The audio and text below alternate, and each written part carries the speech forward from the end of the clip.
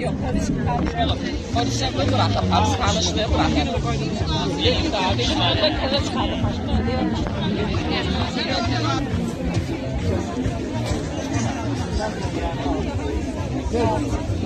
Bəh. Bir stəkan gözəl şirənin dadına baxdı.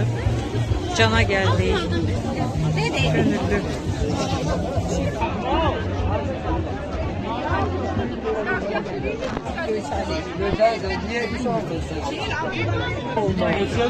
Sağ olsun Gülnar xanım, Gözəl xanım bizi yerli desertə qonaq elədi.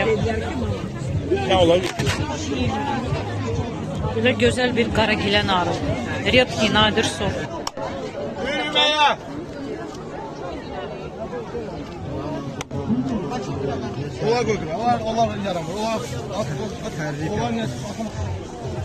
Bu da güzel Göyçay xanımların el işləri.